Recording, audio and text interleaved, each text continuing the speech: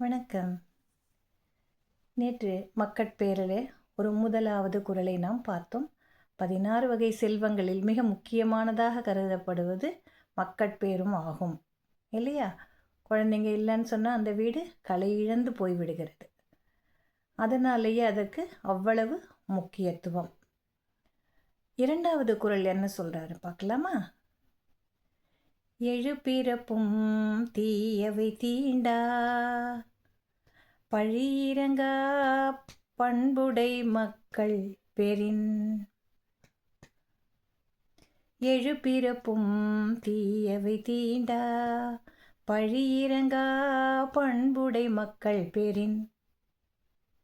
இதற்கு என்ன பொருளை கூறுவது?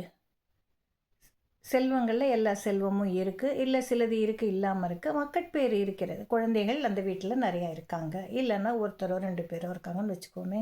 இப்போ அந்த குழந்தைகள் இருக்கும் பொழுது அவர்கள் எப்படி இருக்க வேண்டும், இதுதான் இந்த குறளில் வருகிறது. எழு பிறப்பும் தீயவை தீண்டான்னு சொல்கிறார். எப்போ 7 பிறவின்னு நம்ம சொல்கிறோம் இல்லையா? ஒரு சொல்லாடல் தான். நம்மளுக்கு 7 பிறவி இருக்குன்னு தெரியுமா? நம்ம சொல்லிக்கிட்டு இருக்கோம் 7 பிறவி அப்படின்னு சொல்லி. அந்த 7 பிறவிகளிலும் தீயவை தீண்டா அப்படின்னு சொல்கிறாரு. தீயவைன்னா கெடுதல்கள், எந்த ஒரு கெடுதலும் நம்மை அணுகாது. எப்போ அப்படி பார்த்தோம்னாக்கா, பழி இறங்கா பண்புடை மக்கள் பெறின்.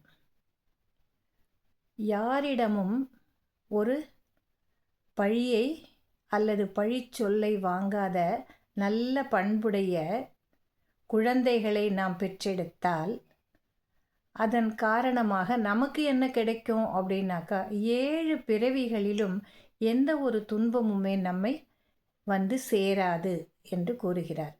ஆக இந்த இரண்டாவது குறளில் என்ன சொல்கிறாருன்னா,